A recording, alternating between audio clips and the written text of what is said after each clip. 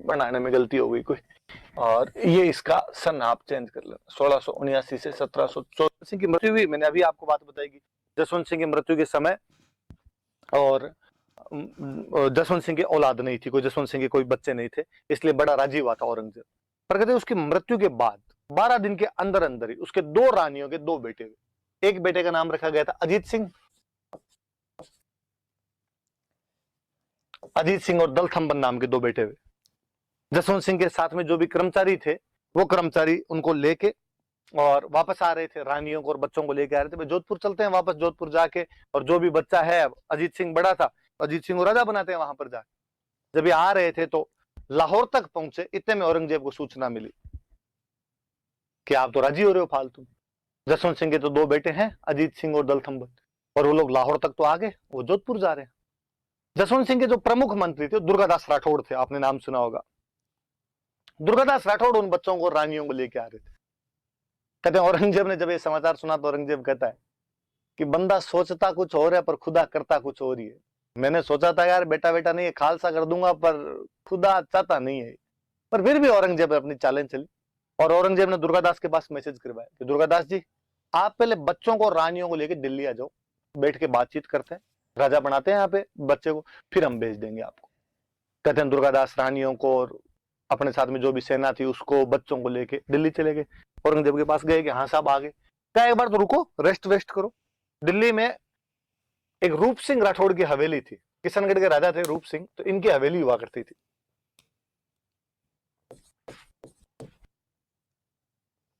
रूप सिंह राठौड़ की हवेली थी,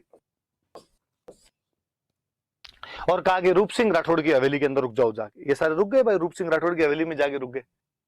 वहां जाने के बाद में इन सबको गिरफ्तार कर लिया गया, और गिरफ्तार करके औरंगजेब ने कहा कि अब तो अजीत सिंह को मुसलमान बनाओ, तब तो मैं छोड़ दूं, वरना तो मैं छोड़ूंगा ही नहीं, मैं तो आपको यहीं रखूंगा, मार दूंगा सबको। इनको लगा यार ये तो गलत है, इनका मुसलमान तो नहीं बनाएंगे, उसमें मुसलमान नहीं बनाओ तो मारूंगा मैं यहाँ पे। दुर्गादास को लगा पार नहीं पड़ेगी, फिर ऐसी कहानियां हैं कि दुर्गादास राठौड़, मुकुंदास खिंची, ये 2 बंदे थे, मुकुंदास खिंची इनका पूरा नाम, ये दुर्गादास राठौड़।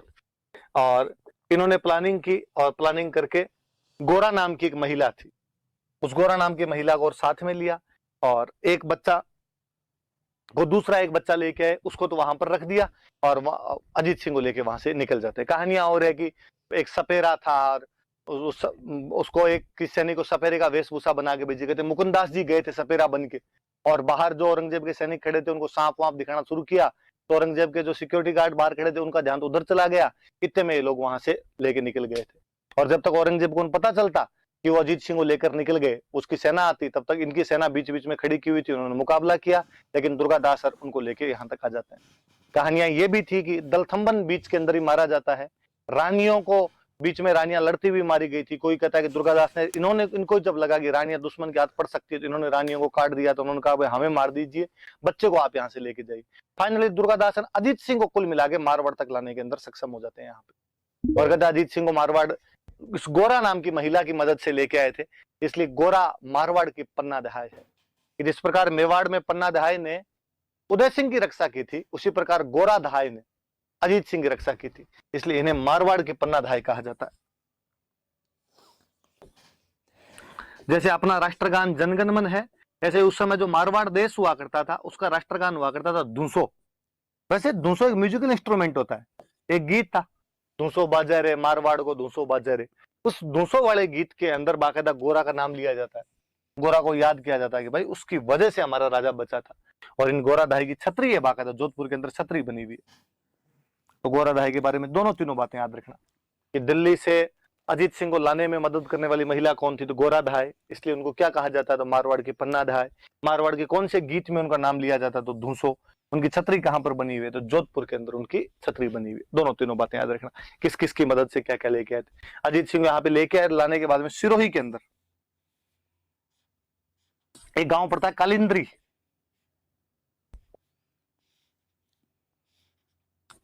उस कालिंद्री गांव में जयदेव पुरोहित नाम करके एक बंदा था, और उस जयदेव पुरोहित के घर पे रख दिया। जयदेव पुरोहित के घर पर रखा गया था, भाई यहां पर इसको रखो, और काफी जब बड़े हो गए थे, 8 साल का जब अजीत सिंह हो गया था, तब कहते हैं प्रकट रूप के अंदर लेके आए थे, जनता के सामने लेके आए थे। तब तक उसको वहीं पे जयदेव पुरोहित के घर पर ही रखा गया था और लोगों को कह दिया भाई, उनको कह दिया भाई, लोग कोई पूछे तो कह देना हमारा ही बच्चा है, पहले ननियाल थे अब इसको लेके आए हम।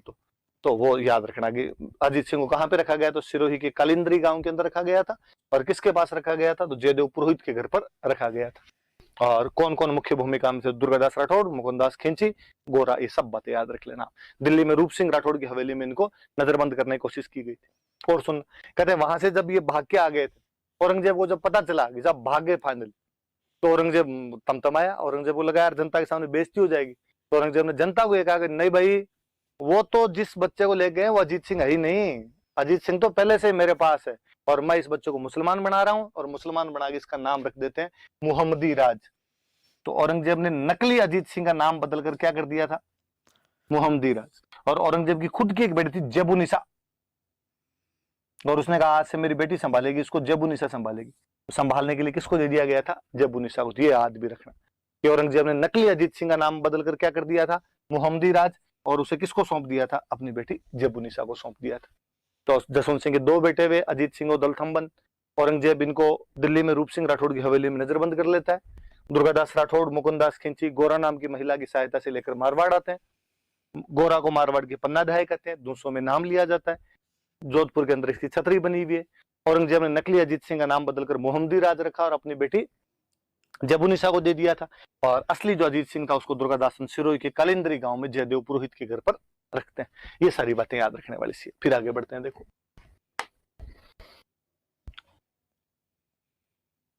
अब यहाँ पे लेके तो आगे, फिर मैंने एक दिन आपको बात बताई थी कि अब यहाँ पे सहायता कौन करे, तो मेवाड़ के राणा जी हुआ करते थे राज सिंह। और राज सिंह जी ने कहा भाई ठीक है, वो औरंगजेब से पंगे ले ही रहे थे उन दिनों के, उन्होंने अजीत सिंह की सहायता की। मैंने और आपको बीच में राठौड़ सिसोदिया गठबंधन बताया था। तो राज सिंह द्वारा दुर्गादास राठौड़ को मदद देना, या राज सिंह द्वारा अजीत सिंह को मदद देना, किसके खिलाफ, तो मुगलों के खिलाफ या औरंगजेब के खिलाफ, उसको हम राठौड़ सिसोदिया एग्रीमेंट कहते हैं, या राठौड़ सिसोदिया गठबंधन कहते हैं उसको। पर इन राज सिंह को दुर्गादास, अजीत सिंह तो बच्चा, अजीत सिंह तो वहां रहता भाई कालिंद्री में, दुर्गादास संभाल रहे थे। राज सिंह और दुर्गादास को लगा ऐसे अकेले तो पार नहीं पड़ेगी, इसलिए कहते औरंगजेब का एक बेटा था अकबर, वो उसकी अपने राजस्थान में पोस्टिंग थी, और उसको पटाया। उसको पिटाकर तेरे पापा का तो हो गया दिमाग खराब, और तेरे पापा तो हिंदुओं के खिलाफ हो रखे, तेरे दादाजी ने, परदादाजी ने जो हमारे साथ में मिलकर राज करने की नीति अपनाई थी उसके उल्टे हो रहे हैं, और तुम्हारा राज जाएगा। तो यदि मुगलों का राज बचाना चाहता है तो अपने पिताजी के खिलाफ बगावत कर दे। तो कहते हैं अकबर औरंगजेब का बेटा है जो दुर्गादास और राज सिंह के कहने पर बगावत कर देता है।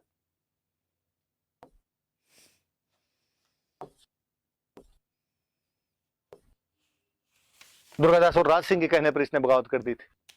कहते हैं औरंगजेब ने, जब औरंगजेब को पता चला पहले कि राठौड़ सिसोदिया गठबंधन बन गया है, तो औरंगजेब ने इनको गठबंधन तोड़ने वगैरह कोशिश की थी। औरंगजेब ने इनके खिलाफ सेना भी भेजी थी। एक तो ये भी याद रखना कि इस गठबंधन के खिलाफ 1680 में औरंगजेब ने युद्ध लड़ा था, देबारी का युद्ध। हालांकि देबारी का युद्ध औरंगजेब जीत गया था, लेकिन वो इनके गठबंधन को नहीं तोड़ पाया था। तो याद रखना, एक बार मुझे याद है क्वेश्चन पूछा हुआ था कि कौन से स्थान पर औरंगजेब ने मेवाड़ तथा मारवाड़ की संयुक्त सेना को हरा दिया था, या राठौड़ और सिसोदियों की संयुक्त सेना को हरा दिया था। तो उदयपुर में देबारी नाम की जगह पड़ती है जहां पे हराया गया था। युद्ध कब हुआ था, 1680। जब इनको लगा यार अकेले पार नहीं पड़ेगी, तो इन्होंने औरंगजेब के बेटे अकबर से विद्रोह करवा दिया कि अकबर तो विद्रोह कर दे। और कहते हैं अकबर विद्रोह कर देता है। हालांकि इस विद्रोह के थोड़े दिन बाद में राज सिंह जी की डेथ हो गई थी, खुद की डेथ हो जाती है। तो राज सिंह का बेटा था जय सिंह, जय सिंह गठबंधन के अंदर शामिल हो जाता है, और ये लोग बाकायदा अकबर को बादशाह घोषित कर देते हैं 1 जनवरी 1681 को। पाली में अपने एक जगह पड़ती है नाडोल, या नाडोल के अंदर, और जैसे आपके अकबर को बादशाह घोषित किया गया था। ये याद रखना, ये भी क्वेश्चन पूछा हुआ है।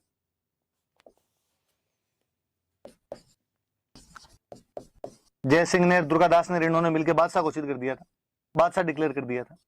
अब औरंगजेब ऑर्डर लगा, औरंगजेब को लगा यार मरवा दिया फालतू के अंदर। अब औरंगजेब ने इनको तोड़ने शुरू किए वापस, और कहते हैं कि औरंगजेब ने इनको, दुर्गादास को, जय सिंह को और अकबर के खिलाफ षड्यंत्र रचने शुरू किए। ये कैंप डाल के यहाँ पे पड़े हुए थे नाडोल के आसपास में, दुर्गादास की सेना, जय सिंह की सेना, और आपके उधर अकबर की सेना। और कहते हैं औरंगजेब ने एक लेटर भिजवाया दुर्गादास के पास में, एक बंदा भेजा। लेटर क्या भेजा? तहवूर खान नाम का एक आदमी था जो अकबर की तरफ था पहले, और औरंगजेब ने उसके पास पहले मैसेज किया कि यदि तू चुपचाप मेरी तरफ आ गया ठीक है, वरना तेरे बीवी बच्चों को नीलाम करूंगा मैं। तो बेचारा तहवूर खान डर के उधर चला गया। तहवूर खान चला गया तो उसने अब तहवूर खान को औरंगजेब ने वापस कहा अब तू दुर्गादास को तोड़ जा। और कहते हैं तहवूर खान दुर्गादास के पास आया, दुर्गादास को उसने आगे कहा कि दुर्गादास जी अब आप लड़ाई छोड़ दो, क्योंकि अकबर और औरंगजेब दोनों आपस में मिल गए। और उसने एक लेटर और दिखाया कि देखो ये लेटर आया है अकबर के पास देने के लिए, और उस लेटर में लिखा हुआ था, औरंगजेब लिखता है जैसे कि शाबाश मेरे बेटे अकबर, मैं तो मेवाड़ और मारवाड़ दोनों को अलग अलग रहना चाहता था, तू तो दोनों को एक साथ ही मेरे पास लेके आ रहा है, शाबाश बहुत अच्छी बात। और दुर्गादास ने कहा नहीं यार ये नहीं हो सकता, अकबर तो हमारे साथ ही रहेगा। एक बार पूछ के देख लो अकबर से। कहते दुर्गादास अकबर के डेरे पर गया, तहवूर खान उधर जो डेरे का बाहर गेट कीपर था उसको कह के आया था कि दुर्गादास ये इनके प्रकार किसी भी सूरत में अकबर से मिलना नहीं चाहिए। रात का टाइम था, जैसे दुर्गादास जी उसके पास गए गेट कीपर को, जाके कहो अकबर से मिलना है। उसने कहा नहीं शहजादा कह के सोया था सर दर्द कर रहा है, रात को किसी से मिलूंगा। अरे क्या जाके क्या दुर्गादास आया? अरे आपके लिए तो स्पेशल कहा था कि दुर्गादास जी कहना जो भी बात करनी है सुबह करेंगे। और दुर्गादास जी के मन में शंका भी, उनको लगा कि यार षड्यंत्र है अपने खिलाफ। और कहते हैं दुर्गादास जी जो भी मारवाड़ वाले राठौड़ थे वो रातों रात अपनी सेना लेके यहाँ से वापस चले गए थे, और इधर मेवाड़ वाले जय सिंह रिया अपनी सेना लेके निकल गए।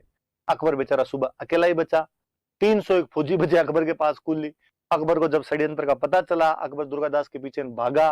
दुर्गादास को इनको भी पता चल गया कि यार अपने षड्यंत्र हो गया, फंस गए उसमें, ट्रैप हो गए थे। वापस अकबर की सहायता की, अकबर को अपने कब्जे के अंदर लिया, अकबर को अपने पास लिया। लेकिन तब तक देर हो चुकी थी, औरंगजेब अपनी चालें चल चुका था।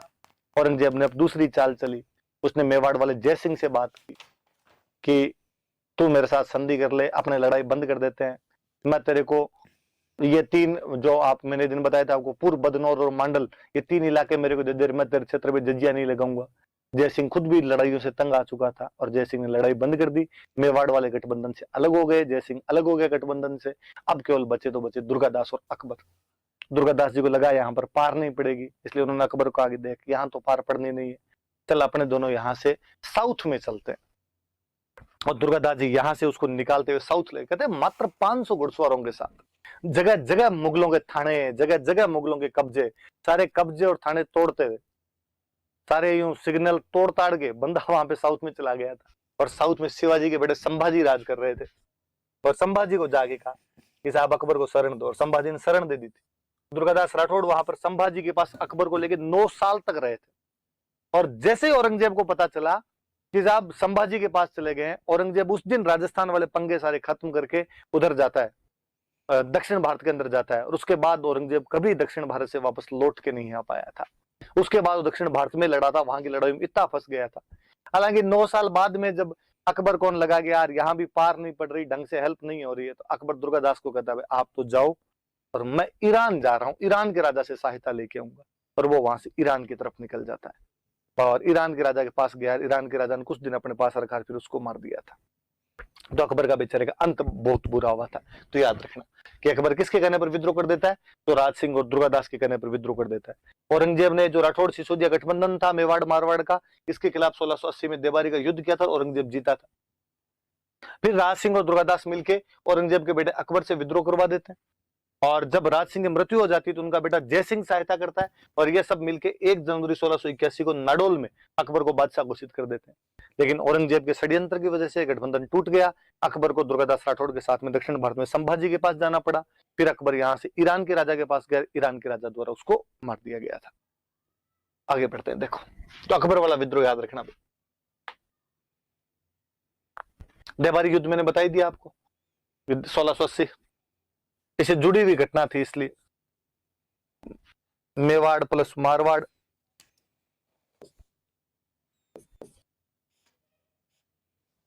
वर्सेज औरंगजेब, और जीता कौन था? तो औरंगजेब ही जीता था इस युद्ध के अंदर। ये 2 चीज याद रखना। कहते हैं जब अकबर यहां से गया तो अकबर ने कहा दुर्गादास को, भाई अपने तो साउथ चल लेंगे पर मेरे बच्चे, तो दुर्गादास जी ने कहा बच्चों को मेरे पास छोड़ जा, चिंता ही मत कर। तो उसके 2 बेटा और बेटी दोनों थे, वो दुर्गादास जी के पास यहाँ रहे थे। बाड़मेर में गांव पड़ता है जुन्ना बाड़मेर,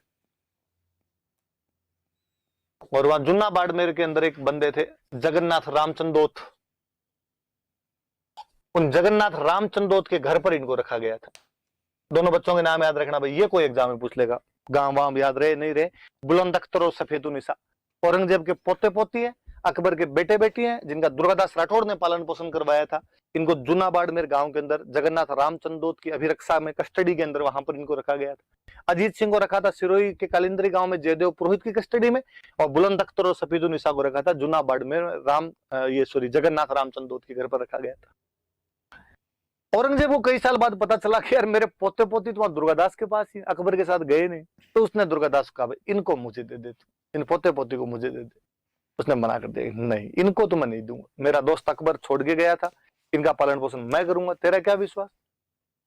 फिर फाइनली जब औरंगजेब की पार नहीं पड़ी तो औरंगजेब के दरबार में अपने मारवाड़ के एक राइटर हुआ करते थे, ईश्वरदास नागर, बहुत सी अच्छी सी किताब लिखी है इन्होंने औरंगजेब पे, फुतुहात आलमगिरी।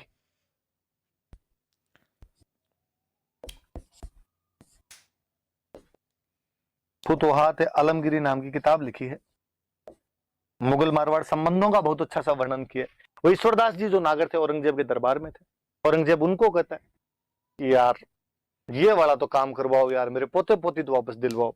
उसने दुर्गादास जी से बात की, दुर्गादास जी ने कहा मैं नहीं दूं। ये अपने बेटे को ही मारना चाहता था अकबर को, कल को पोते पोती को मार दे तो मैं अकबर को जाके क्या जवाब दूंगा कि तू तेरे बच्चे मेरे पास छोड़ गया था, मैंने मरवा दिए।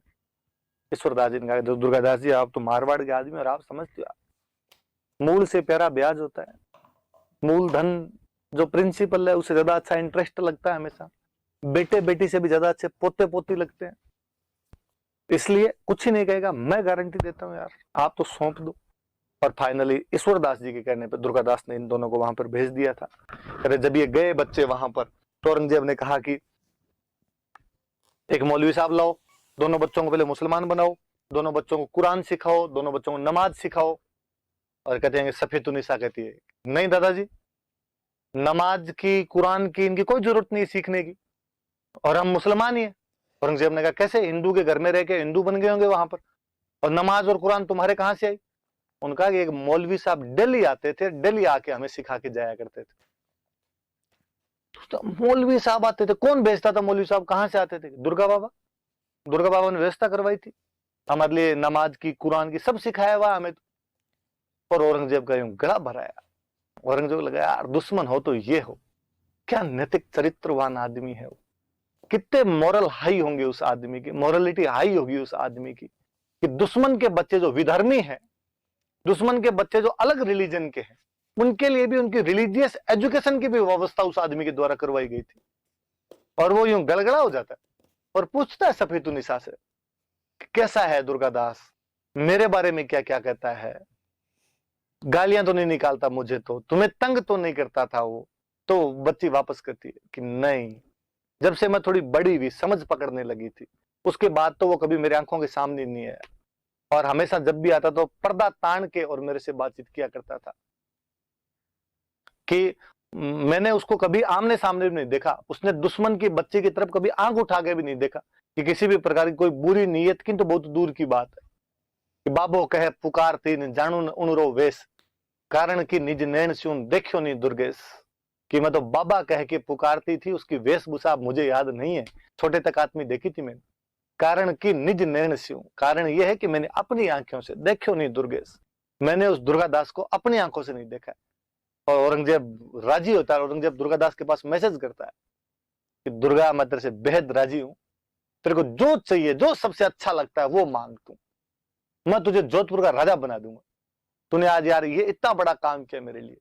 और दुर्गादास जी वापस उसको रिप्लाई करते हैं कि खग वालो और जग वालो और वालो मुरधर देश, वालो मतलब होता है प्रिय, खग मतलब तलवार, खग वालो जग वालो वालो मुरधर देश, मुझे तलवार अच्छी लगती है, संसार अच्छा लगता है, मरुधर का देश अच्छा लगता है।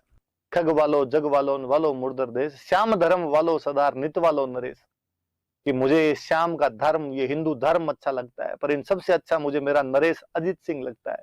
इसलिए हे जहांपना आलमगीर औरंगजेब, यदि अजीत सिंह को जोधपुर का राज देना चाहता है तो स्वीकार है, इसके अलावा मुझे कुछ ही नहीं चाहिए।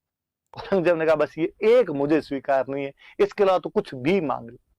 एक किसी व्यक्ति का चरित्र देखिए, आप उस व्यक्ति का कैरेक्टर देखिए, कि किसी व्यक्ति के पास में, खुद के पास में 9 कोटी मारवाड़ का राजा बनने की तमाम संभावनाएं मौजूद थी, लेकिन उसके बावजूद वो उस नाबालिग बच्चे के प्रति अपनी सारी की सारी इच्छाएं रखता है, उस नाबालिग बच्चे के प्रति अपनी सारी की सारी भावनाएं रखता है।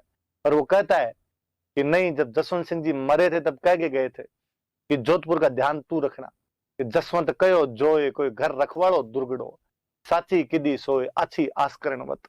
उस आस्करण के बेटे ने जसवंत सिंह की उस बात को यथास्थिति रखा कि एक दिन जोधपुर की रक्षा वो करेगा, और उसने एक दिन तक रक्षा नहीं की थी। उसने जोधपुर की 30 साल तक लड़ाई की थी। औरंगजेब से कितने साल लड़ा है वो? 30 साल। किस बात के लिए? केवल अजीत सिंह को राजा बनाने के लिए उसने 30 साल तक लड़ाई कर ली थी। मुझे याद है एक बार मेंस में सवाल था कि राठौड़ों का 30 वर्षीय संघर्ष कौन सा क्या था या क्या कहलाता है? तो राठौड़ों का 30 वर्षीय संघर्ष वो है जब दुर्गादास अजीत सिंह को राजा बनाने के लिए मुगलों से 30 साल तक लड़ गया था, मुगलों से 30 साल तक भिड़ गया। तो याद रखना भाई, वो बच्चे कौन थे जिनके टाइम में बात हुई थी? बुलंद अख्तर और सफीदुन्निसा थे। किसके कहने पर भेजे गए थे? ईश्वरदास नागर। उनकी किताब कौन सी है? तो फुतवाहात आलमगीरी उनकी किताब है। ये 30 वर्षीय युद्ध आ गया आपका। फाइनली 1707 में औरंगजेब मर जाता है, और 1707 में औरंगजेब के मरने के बाद बहादुर शाह प्रथम राजा बनता है। और मैंने आपको कहा था कि 1708 में देबारी समझौता होता है, पढ़ाया हुआ मेरा देबारी पैक्ट पुरानी क्लास के अंदर। और देबारी पैक्ट के बाद में अजीत सिंह मारवाड़ का राजा बनता है। तो अजीत सिंह को राजा बनाने के लिए 1678 से लेकर 1708 तक दुर्गादास राठौड़ के नेतृत्व में मुगलों के खिलाफ जो लड़ाई लड़ी गई थी उसको 30 ईयर्स स्ट्रगल ऑफ राठौड़ कहा जाता है। राठौड़ों का 30 वर्षीय युद्ध कहा जाता है। याद रखना, प्री में, मेंस में, इंटरव्यू में, सब में पूछा जाने वाला सवाल। मुझे तो याद है मीणा जी का बोर्ड था, मेरे से इंटरव्यू में ये सवाल था आरएस वाले में कि 30 वर्षीय युद्ध क्या होता है। 2010 के मेंस में ये सवाल था 30 वर्षीय युद्ध क्या होता है। कभी प्री में पूछ ले। तो ये कब से कब तक है वो देख लेना, किस लिए है वो देख लेना, किसके द्वारा लड़ा गया वो देख लेना, किसके खिलाफ लड़ा गया चेक कर लेंगे, सारी बातें आ जाएगी एक साथ। इसके बाद में आगे देखते हैं क्या। फिर अजीत सिंह ने कौन कौन सी किताबें लिखी? अजीत सिंह की थोड़ी किताबें याद रख लेना आप। दुर्गा पाठ भाषा और बता दूं आपको। आज अजीत सिंह की बात और बता देता हूं आप।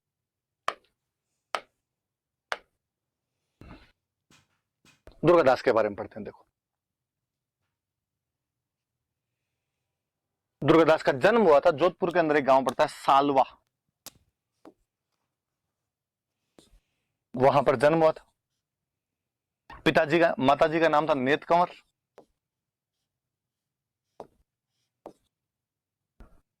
पिताजी का नाम था आस्करण। कहते हैं आस्करण जी की 3 रानियां थी, नेत कंवर तीसरी रानी थे, लेकिन इस पत्नी से अपनी कम बनती थी, इसलिए उन्होंने जब भी बेटा हुआ, जैसे ही नेत कंवर के बेटा हुआ था दुर्गादास के होने के बाद में, और उन्होंने माँ बेटे दोनों को अलग कर दिया था और इनको एक गांव दे दिया था, जागीर का एक गांव मिल गया था। गांव का नाम था लुणेवा, जोधपुर में गांव पड़ता है, और वहां पर माँ बेटे रहा करते। तो दुर्गादास का जो बचपन था वो अपनी माता के पास ही बीता था, पिता का साया नहीं मिल पाया था। पिता अपनी 2 रानियों के साथ अलग रहते वो तो कोई बात नहीं, बताते और नहीं थे कभी किसी को कि भाई दुर्गादास मेरा बेटा है, मेरी एक ऐसी कोई रानी भी और। कहते हैं एक बार दुर्गादास लुणेवा गांव में अपने खेत के अंदर रखवाली कर रहे थे, और पास से जसवंत सिंह के ऊंट निकल रहे थे। जसवंत सिंह जोधपुर के राजा, ऊंट निकल रहे थे, और ऊंट को जो चराने वाले थे वो थोड़े पीछे रह गए थे। ऊंट खेत में घुस गए, नुकसान करने लगे, तो दुर्गादास ने लठ लेकर उनको निकालना शुरू किया। तो पीछे से वो ऊंट चराने वाले आ गए, और उन्होंने कहा, अरे मूर्ख, ऐसे क्या कर रहा है, तू जानता नहीं किसके ऊंट है? दुर्गादास ने कहा, भले लोगों किसी के हो, तुम चराने वाले, तुम पीछे रह गए, मेरे खेत में घुस गए यार ये, और मेरे खेत का नुकसान कर दिया इन लोगों ने। उनका जबान और चलाता है, ये जोधपुर मारदा जसवंत सिंह जी के ऊंट है। दुर्गादास ने वापस कहा, खेत जसवंत सिंह जी के बाप का नहीं, खेत मेरा है, और मेरे खेत में घुसेंगे तो मैं तो इनको यूं ही निकालूंगा। उन लोगों को बड़ा गुस्सा है। भारत में ये एक बड़ी प्रॉब्लम है कि यदि किसी छोटे मोटे आदमी का हाथ ऊपर हो तो आदमी दूसरे को जीने नहीं देता। और उन्होंने कहा, तू जानता नहीं हम किसके आदमी, हम जोधपुर महाराजा के आदमी, जसवंत सिंह जी के आदमी। दुर्गादास ने कहा, तुम अब किसी के होगे, मुझे इससे कोई मतलब नहीं, मैंने निकाल दिया। इस बात में थोड़ी तू में अभी थोड़ी झड़प हुई, और कहते दुर्गादास ने तलवार निकाली, एक आदमी को मार दिया। दूसरे वाले ने जैसे ही मरते हुए पहले को देखा तो दूसरे वाला तो भाग गया वहां से। जसवंत सिंह जी के पास आया और उसने जसवंत सिंह जी को कहा कि जसवंत सिंह जी, ऐसे ऐसे हम तो रास्ते रास्ते जा रहे थे, एक लड़का खड़ा खड़ा आपको गालियां निकाल रहा था, हमने जाकर गालियां क्यों निकाल रहा है, तो एक आदमी को तो मार उड़ दिया, मैं जैसे तैसे आया। जसवंत सिंह को बड़ा गुस्सा, मेरे राज्य में मुझे गालियां निकालने वाला कौन है, पकड़ के लाओ कौन है। दुर्गादास को पकड़ के लाए। दुर्गादास के जो पिताजी थे आस्करण जी, वो जसवंत सिंह के दरबार में ही थे, पास वाली सीट पे बैठते थे। उन्होंने देखते पहचान और लिया कि मेरे वाला है, लेकिन फिर भी बोले नहीं, चुपचाप ही बैठे रहे। उधर जसवंत सिंह ने पूछा क्या नाम है तेरा, दुर्गादास राठौड़। पापा क्या नाम, कहा आपके जो पास बैठे हैं यही है। जसवंत सिंह ने उधर आस्करण की तरफ देखा तो आस्करण जी ने कहा साहब बेलखनी औलाद पैदा हो जाती है, ऐसी बेलखनी इसकी माँ है और ऐसा ये है, इसलिए मैं तो इनको साथ में रखता ही नहीं। आपको जो जी में वैसी सजा दो। आप यदि कभी गांव के सरकारी स्कूलों में पढ़े हो, अब वाले बच्चे नहीं समझते, पुरानी पीढ़ी वालों से पूछना, घर वाले स्कूल वालों को कह के आते थे कि जो मर्जी आए वो सजा दे देना, और मास्टर जी उस दिन डंडे से पीट पीट के बैठने सोने लायक नहीं छोड़ते। वैसे आस्करण जी ने कहा जो जी में है वो सजा दो इसको। जसवंत सिंह ने पूछा पहले भाई पूछा जाए क्या गलती है क्या नहीं, बता क्या बात है। और उस लड़के ने सारी बात बताई। दुर्गादास ने ये मेरे साथ ये किया था, ये चीजें हुई थी। जसवंत सिंह को लगा यार गलती नहीं है इस बच्चे की। और उन्होंने बातों बातों पूछा कि कल कैसे मारा था उस आदमी को। और दूसरे वाला पास ही खड़ा था, दुर्गादास की नजर उस पर थी पहले दिन से, वो गालियां निकाल के भागा हुआ था। कहते दुर्गादास ने तलवार निकाली और वहीं दूसरे आदमी को वहीं पे मार दिया। और जसवंत सिंह क्या राजी हुए। जसवंत सिंह अब तक की बातचीत में ये भी समझ गए थे गलती मेरे आदमी में, गलती इस लड़के की नहीं है। और जसवंत सिंह राजी इस बात से कि यार मेरी नजरों के सामने मेरे दरबार के अंदर लड़का कितना निर्भीक है, कितना नीडर है कि मेरे आदमी को मार देता है।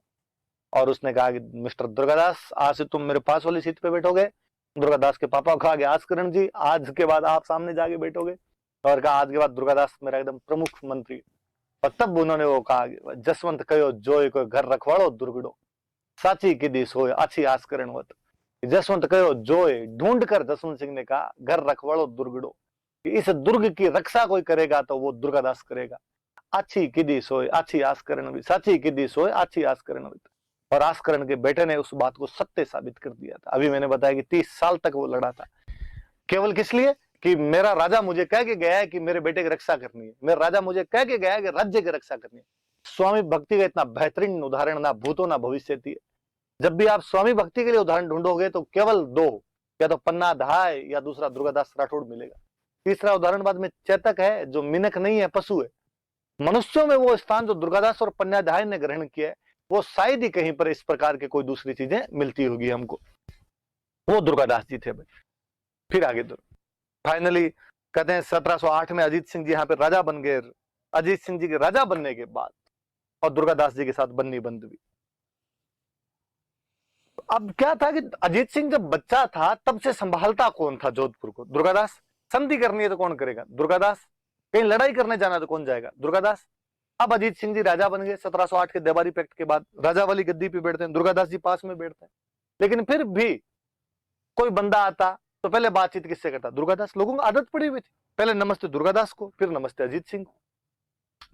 अजीत सिंह जी तंग हो गए और कहते हैं अजीत सिंह जी ने एक दिन दुर्गादास जी का, तो दुर्गादास जी अब आप मत आए दरबार में, आप बूढ़े हो गए, अब घर पे रहा करो, आराम किया करो।